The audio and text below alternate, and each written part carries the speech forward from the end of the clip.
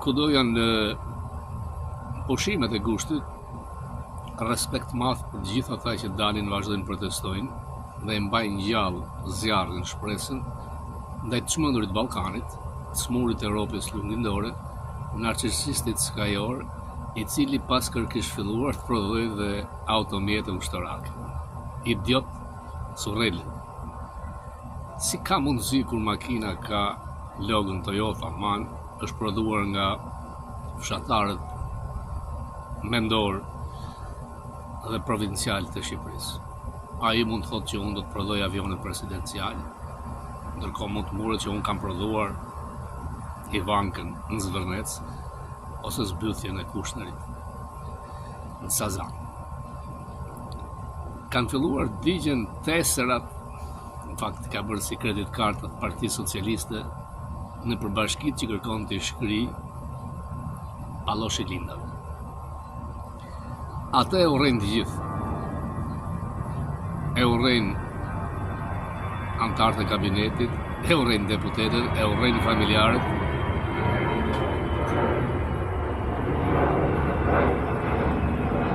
E urrejnë punojës të policisë, forcave speciale, ushtëria sa do e pak është njeriu më i urryer në Ballkan.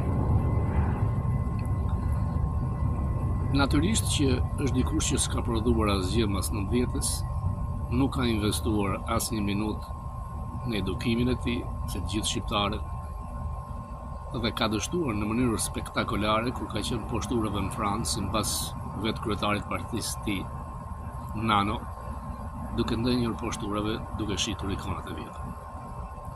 Ai voti Partinë Socialiste. Mburret se ka 800.000 vota, nuk i ke. Votat janë Denver Hoxhës, Nexhmie Hoxhës, Vito Kapos, janë votat e Partisë Socialiste. Logo. Kur ti vetë personalisht ke marrë më pak vota se Taulan Balla. Ti kalon në veprime anti-shqiptare dhe tradhtare çdo ditë. Konsullat të Serbisë në Shkodër. Masi duket habi, por serbët kanë pasur konsullat deri në Vlorë përpara 40-s, në mos gaboj. Por që të hapësh një konsullat të një vendi që nuk njeh gjysmën e Shqipërisë, nuk njeh Kosovën, aq më tepër që në Shkodër nuk e di se sa me origjinë serbe mund të jenë 10, 20, 30 apo 50 vjet, dhe ta shesësh me arsyen e paritetit, nuk qëndron.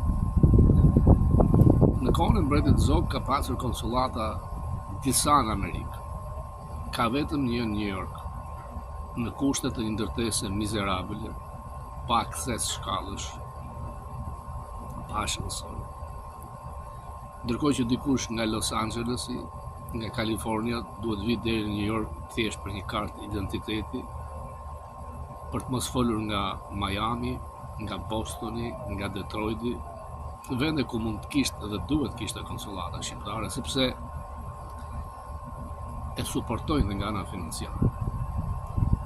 Por të futësh një konsullat serbe në Shkodër është të thuash welcome agjenturave serbe në atë qytet. Dhe përpara 90-s agjentura serbe ka qenë shumë e fuqishme në Shkodër. Kontakte deri tek ish ministri i brendshëm i asaj kohe, i cili do të pësonte dënim të ashpër nga Hoxha, dhe shumë nga drejtuesit e Ministrisë Kadria Zviut kontaktonin Shkodër dhe kontrolloheshin nga ajo ish UDB-ja e famshëm.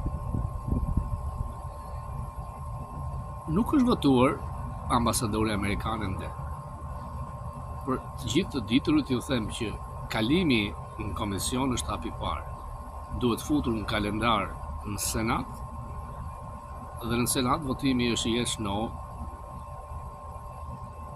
Ka kaluar një rezolut që ky votim të ndodh në blok, rreth 74 emërime të mungura të presidentit Trump. Mjafton një senator demokrat të vërë një blokim on hold, ngjetë si 2 vjet më parë kur për një vit rresht Kosten Alçik, një deputet klasi karriere, nuk u votua. Kapteni më thonjë se ish generali Wendt e ka provuar këtë në vitin 2020 kur kataristët e Trumpit e donin ambasadorin Katar. Nuk kaloi, nuk u votuan sana. Nuk them se i ka humbur shpresat votohet. Mund të votohet në blok në 5 gusht. Por siç më tha ambasadori Bolton që mos e merrni personale për Shqipërinë, sepse departamenti i Rubios është në disërej. Janë rreth 90 poste ambasadorësh të zbrasta. Nuk kanë Serbi, nuk kanë Kosovë, nuk kanë Malzi, nuk kanë Maqedoni, nuk kanë Bullgari. Është një këmbë zbuluar në Greqi, ka në Itali, dhe Trumpi ka shkatruar atë rregullsinë e emërimeve politike dhe të karrierës. Emërimet politike janë ata që kanë bërë donacione me miliona dollar, jo se janë politikanë, pra nuk janë karrierës dhe nuk duhet të shkojmë shumë se 10 deri 20%. Trump deri tani 90% i ka emërimin thonjse politike, pra kush ka 10 miliona dollar në donacione, shpërbleje. Generali që vjen, që do të vi, shpreson të them se të votohet në Shqipëri, nuk ka bërë donacion, por si duket ka kontakte me njerëz afër presidentit, me grupe financiare, të cilët kërkojnë që në Shqipëri të jetë një ish general, të cilin ndonin takimin më parë në Katar. Ai duhet të jetë indikuar nga grupe që janë afër Trumpit, që mund të jenë edhe jo dashamirëse me çështjen tonë, të madhe shqiptare, por fundi si një ish general, ai të paktën nuk do të bjerë nivelin e Jurikim, ka një integritet dhe dignitet. Në qoftë se nuk kalon 5 gusht dhe Senati ikën me pushime, fillon një dilemë sepse mbas kthimit Senatit, mendja është tek votimet e mes mandatit në dorë. Dhe në qoftë se larg qoftë mes mandatit ndryshon, pra Senati humbet, edhe pse gjasat janë që Senati të mbahet, bie çdo gjë dhe në janar është detyruar departamenti të dërgojë përsëri emrin presidentit dhe presidentit t'i kaloj komisionet të Senatit. Është një burokraci që në këtë rast tregon që ndaj nesh nuk ka një vlerësim serios. Por për herë të parë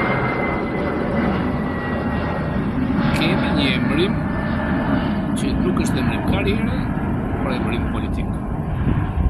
Kjo duhet nga bëjtë të jemi më mirë. Lidhur me 500 milion euro që Rama ka nënshkruar për blerje armatimesh amerikane, edhe pse ka firmosur Begaj, mjafton një kongresmen si Wilson, i cili kaloi atë ligjin për hetimin e CIA-s dhe FBI për trafiqet e Ramës, që këto shitje të bllokohen. Mjafton Wilson i madh të kërkojë në komision të bllokohet shitja e armëve nga Shqipërisë. Dhe kjo mund ngjas. Edhe pse Rubio nuk është de facto sekretari i departamentit shtetit, se në fakt është Witkoff dhe aty Kushner, me mecëria e zyrës shtypit ndaj vendeve të vogla si Shqipëria është vend në re.